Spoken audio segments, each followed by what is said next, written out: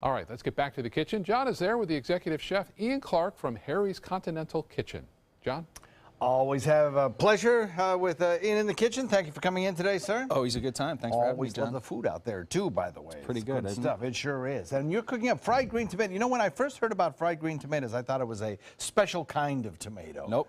Just an unripened tomato. Unripened tomato. From any market, you can get green tomatoes. Any market, usually, believe it or not, the unripened tomatoes are more expensive than the ripened tomatoes. Isn't that weird? Just for this reason. Huh, about that. So this is, I guess, a traditional Southern dish. Tell us how how you're kind of mixing it up a little bit. Well, this is going to go over a Brussels sprout and jicama slaw with a hot bacon and roasted ginger dressing. Ooh-wee, that sounds good. Made over here. Oh, my goodness. So these are just slices of green tomato that you dredge in flour first, then egg, and then breadcrumbs. Okay. Looks like you're using panko there. This is panko, yes. And have a pan nice and hot. You want the oil around 350 degrees.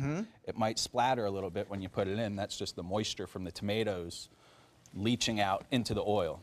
I have read some things about when you deep fry something, you should not let the oil smoke. Is that right? You don't want the oil to smoke. That's if the oil's smoking, it's too hot. Oil will smoke around 400 degrees. 350 degrees is pretty much the ideal temperature for frying. Okay. If you're going to pan fry, you can go a little lower than that just because you're not submerging it completely in oil. You want to do it on both sides. Okay. So right here, I just got some Brussels sprouts fresh from the market, and I'm just going to shave up a little bit. And this is going to be the base to the coleslaw. And then I have jicama, which is this white root right here. That is a delicious vegetable that I don't think we eat enough of in America. A lot of people don't even know about it. Right. It's actually from Mexico. It's like a Mexican turnip, pretty much. Super healthy. Has kind of a little apple flavor in it, I think, maybe? Kind of a little apple. It's almost like radish. Yeah. Only not quite as bitter. Not without the pepper kind of Yeah, without the pepper, with like that arugula bite that you get from it. It's good stuff. And to do that, all we're going to do is shred it with a box grater, nice and simple. I'm going to check on these tomatoes. They should be getting a little longer. Yeah, getting there. So then I have a bowl here, which I'm just going to put all the shredded Brussels sprout in. Okay. Maybe do one more. And then I'm going to do the jicama on the box grater, mix that in there, and then I got that hot bacon dressing. And to make that, all it is fresh bacon. You dice it up, and then you render it down, get the bacon crispy, and then add some red onion, add red wine vinegar. The rest of the ingredients are on the website. You know, my wife and I were having this discussion the other day. Do you think the best way to cook bacon is in an oven or in a fry pan? Depends on if it's frozen or not. Well, what? Tell me more about that. If your bacon's frozen, you're better off cooking it in the oven. Oh. Just because, number one, the splash factor. You don't want to get splattered a lot because there's still all that moisture in the bacon from being frozen.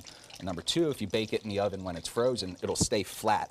It won't get all curled up and crispy like when you do it in the pan. Because it started out frozen and it takes longer to cook, but it stays flat, and that's how you get all those picture-perfect pieces of bacon. How about that? So if it's room temperature in the skillet is probably the better way to go. Skillet's fine. Well, you learn something every day. There you go. So then I got this Brussels sprout, jicama. Gonna mix this vinaigrette in there. This has roasted ginger, which is something we just started doing at the restaurant. It's kind of different.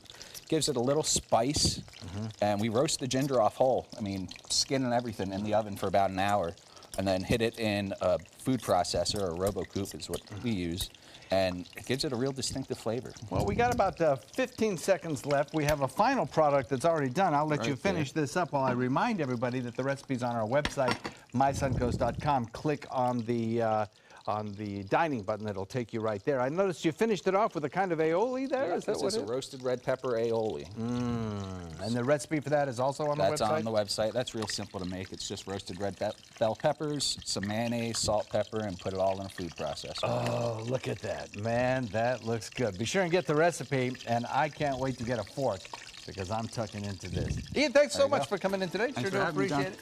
We'll be right back. Take care.